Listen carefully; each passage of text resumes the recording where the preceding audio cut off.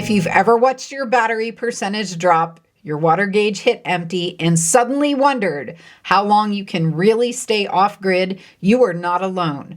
Boondocking sounds so simple. You park for free, you camp in peace, and you avoid the crowded campgrounds. But in reality, one thing always decides when it's over: self-sufficiency. Today, I'm breaking down what boondocking actually means, what limits how long you can stay off-grid, and what every RV owner should be understanding before they even think about trying. Hey everyone, welcome back to the channel. Boondocking, also called dry camping or dispersed camping, means camping without hookups. No water, electricity, no sewer. Boondocking can happen in a few places: public land managed by the Bureau of Land Management or U.S. Forest Service, overnight parking at RV-friendly businesses, and short stays on private property with permission. No matter where you park, the rule is the same. You provide your own power, water, and waste management. There are three systems that decide how long you can stay off-grid: your freshwater supply, your wastewater capacity, and electrical power generation and storage. And here's the key thing most beginners miss: the system that fills up or runs out first is the one that ends your trip.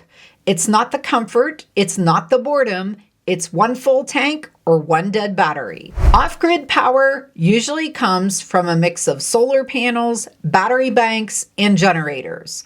Solar sounds simple, but performance depends on the panel size, sun exposure, weather, what time of year it is, and how much power you use daily.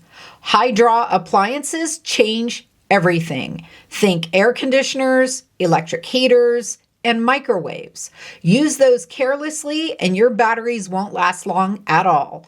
Most experienced RVers make power work by conserving energy, using solar wisely, and keeping a generator as a backup. Power is manageable if expectations are realistic. Freshwater is the most common boondocking limiter. Your tank has a limited capacity, and once it is empty, that trip is going to end. Smart water habits make a massive difference. Try things like shorter showers, turning the water off while you're lathering, limiting the dishwashing use, and reusing clean warm-up water whenever possible. Small changes like this can stretch a stay by days, not hours. Let's take a look at wastewater and trash management. Every gallon you use goes somewhere. Gray tanks fill as you wash dishes and shower. Black tanks fill with toilet use. Once either of those is full, boondocking is over unless you relocate to dump. Trash matters too. Most boondocking areas offer no dumpsters, no pickup, no services.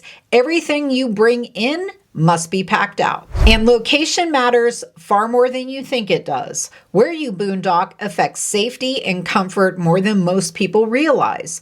Things to evaluate: road conditions, accessibility for your RV size, level ground, wind and dust exposure, wildlife presence, weather risks, especially during flash flooding. And a beautiful spot can turn dangerous fast without researching it first. Site selection is not optional. You definitely want to take your time and plan that meticulously.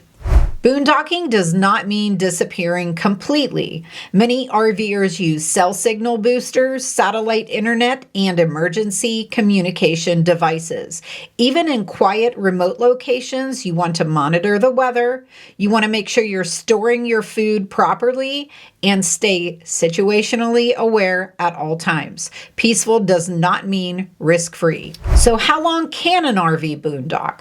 Well, there's no single answer. Some RVs are built for overnight stays only. Others can handle 1 to 2 weeks or longer.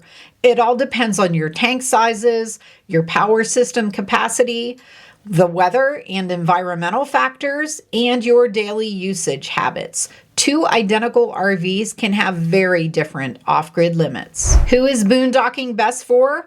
Boondocking is ideal if you value quiet, flexibility, and low camping costs. It's less ideal if you need constant hookups, heavy air conditioning use, and unlimited water. There's no right or wrong, just trade-offs. Boondocking isn't about giving up comfort. It's about managing resources intentionally. With planning, realistic expectations, and practice, boondocking can be safe, economical, and incredibly rewarding. If you're new, start small. Short trips build confidence and prevent costly mistakes. If this video helped you understand boondocking better, hit like, subscribe, and let me know in the comments. How long do you think you could last off-grid? Thanks so much for watching today, and we'll see you in the next video.